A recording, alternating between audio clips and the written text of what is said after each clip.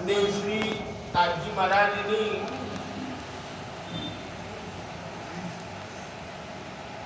કૃપાથી આપના સેવ્ય સ્વરૂપ શ્રી બાલકૃષ્ણલાલની સન્મુખ આજે ઉપસ્થિત થઈને ખૂબ જ આનંદની અનુભૂતિ કરું છું. આ હિનોરાના દિવસોની અંદર આજની સજાવટના દર્શન કરી અને ચિત્તમાં એટલી પ્રસન્નતા થાય છે કે જેની વર્ણન કરવા માટે શબ્દ ટૂંકા પડે.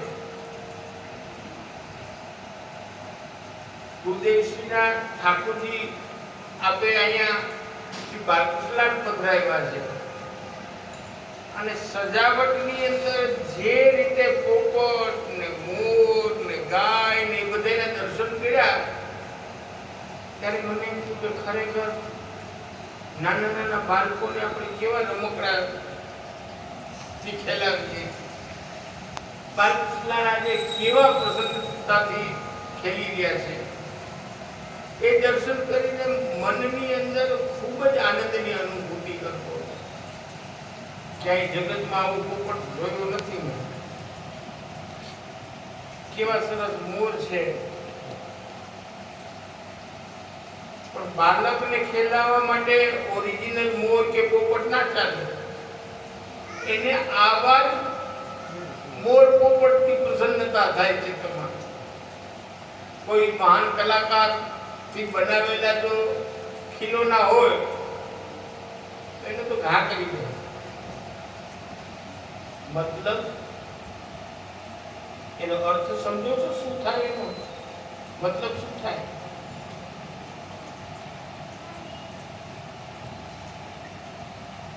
શ્રી હરિરાયજી બહુ સુંદર આ અંગે આજ્ઞા કરે છે.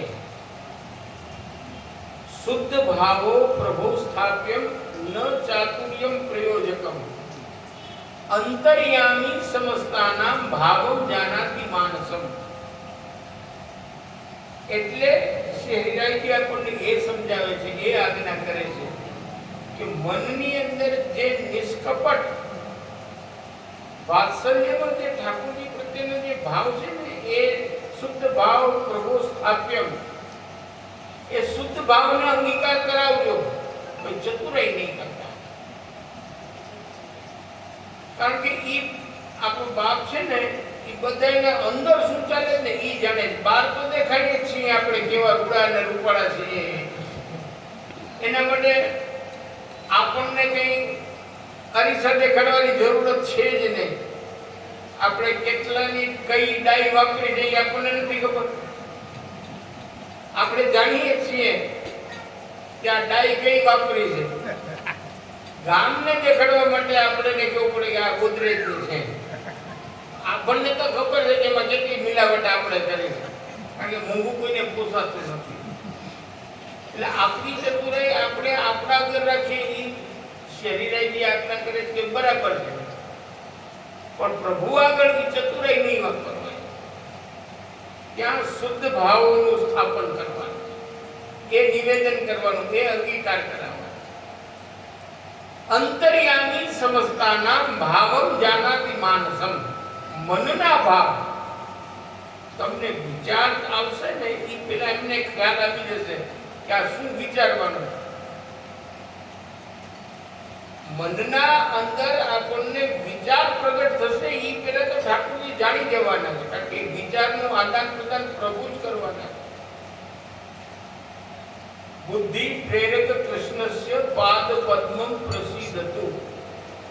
જો તમને પોતાની નિકટ કરવા હશે ને તો નિષ્કપટ ભાવનું દાન કરશે. અને જો ચતુરાઈ તમારી વધી ગઈ તો સમજવાનું કે હવે આપણે મંદિરની બહાર જવાનો વારો નિકટ છે. આ જ હકીકતે વિવેક છે. આ સમજવું અતિ જરૂરી છે. ઠાકોરજી બિરાજતા ઝૂલતા ઝૂલતા કેવા પ્રસન્નતાથી આપણી બધાની ચતુરાઈ નિહાળતા હતા. આપણને એમ લાગે કે ડાઈ કરવાથી હું યંગ થઈ જઈશ, પણ બાપુજીને ખબર કે આ ટાંગા ઘડી ઘડીને આવ્યો છે.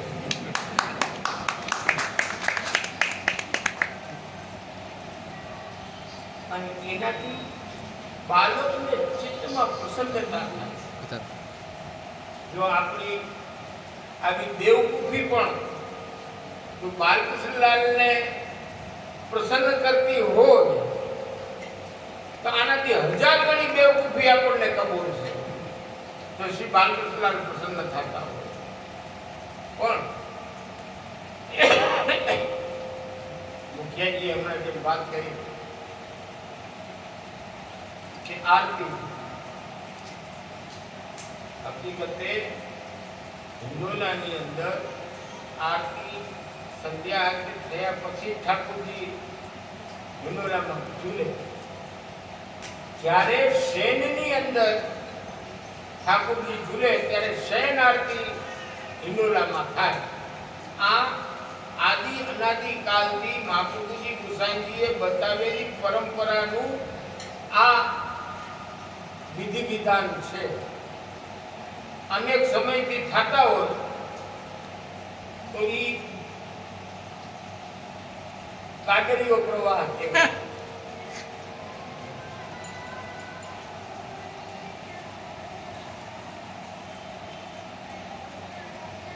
સ્કૂલની અંદર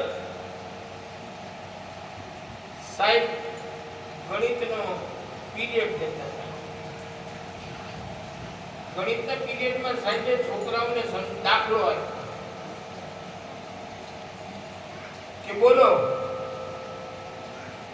બોર્ડ ઉપર લખ્યું કે 5 ઘેટા જાતા હતા, રસ્તામાં આવ્યો કૂવો, એમાંથી એક ઘેટું કૂવામાં પડી ગયું, પછવાડે કેટલા વધ્યા?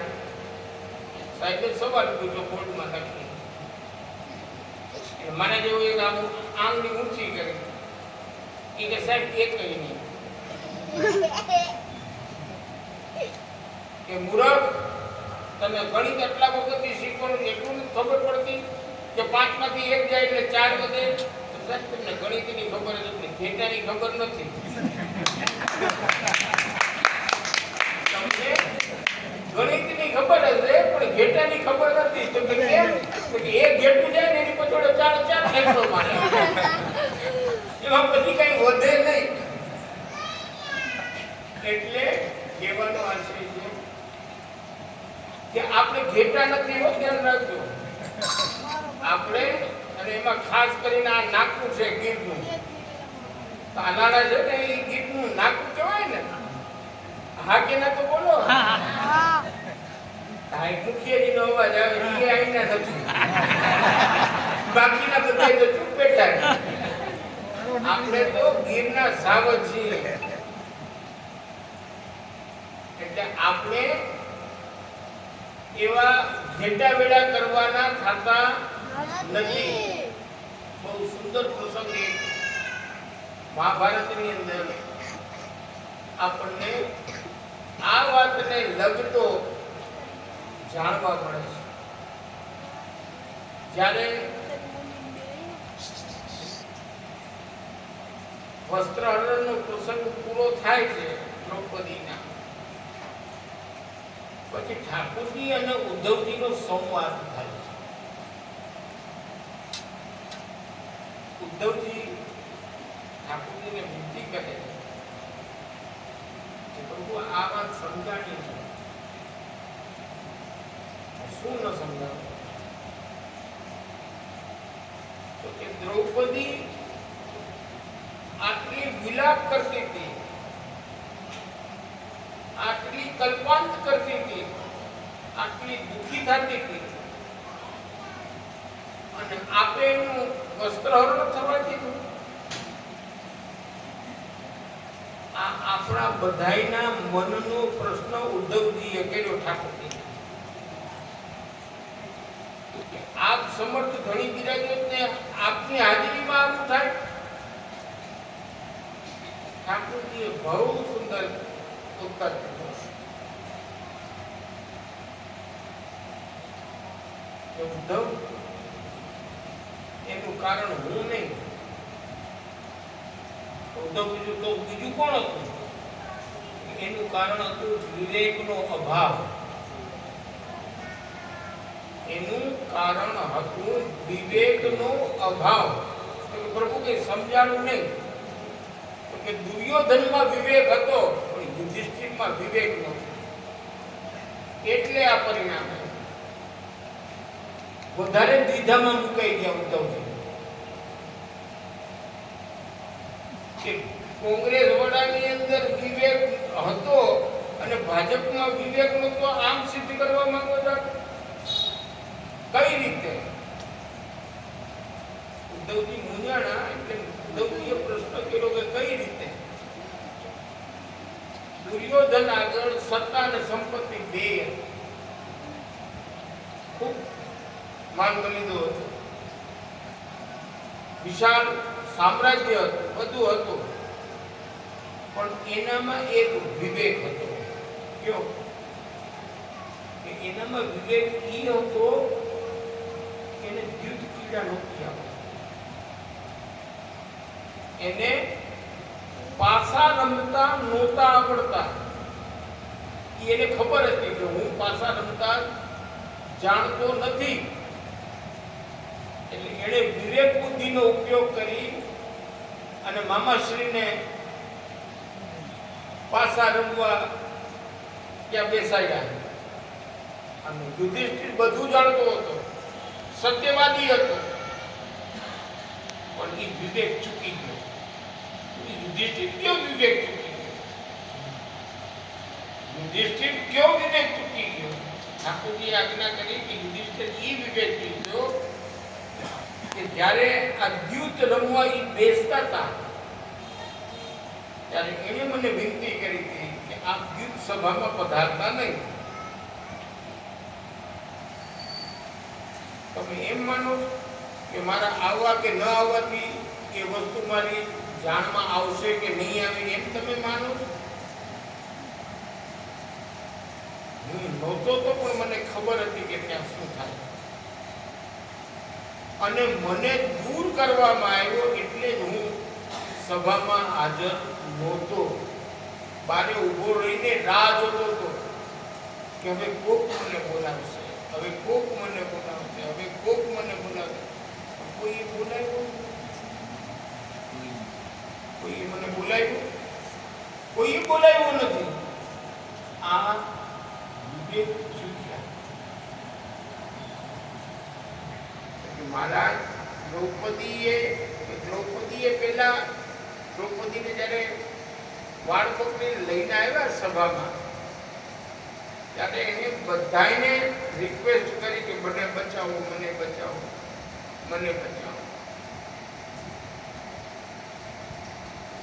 પણ કોઈનામાં એ તાકાત તો હતી જ ને કે જીવનો કોઈ બચાવ કરી શકે.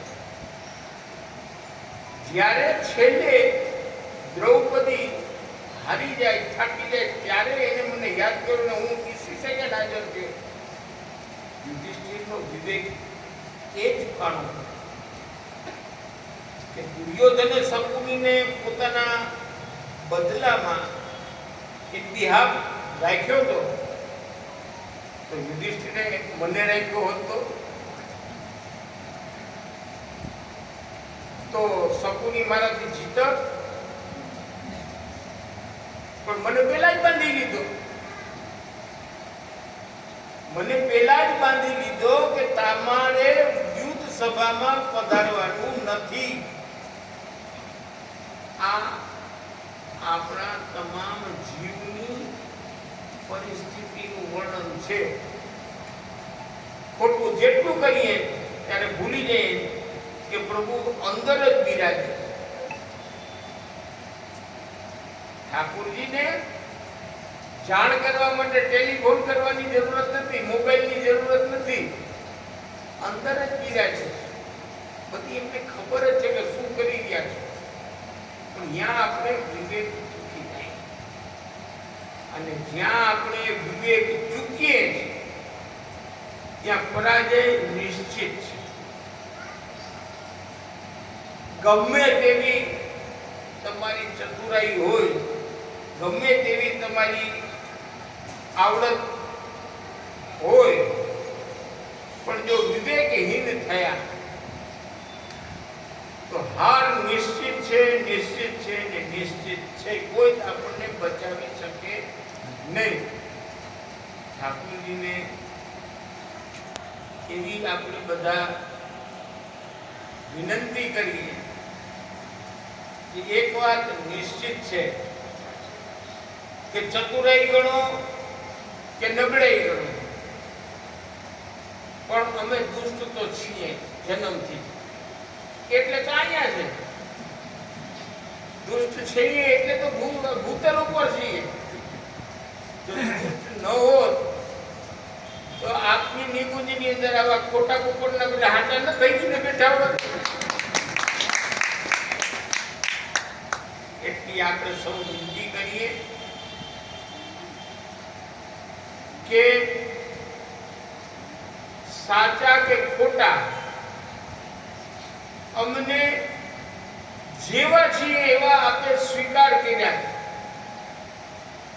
મહાપ્રભુજીને અંડરટેકિંગ આપી અને આપણે અમને એક્સેપ્ટ કર્યા છે. જેવા છીએ એવા આપના છીએ. जैसो तेसो तिहारो श्री वल्लभ, अब जिन छान देहो मोहि करते, बाह गहे की लाज मन धर, नाही भरोસો મોહી સાધન બનકો.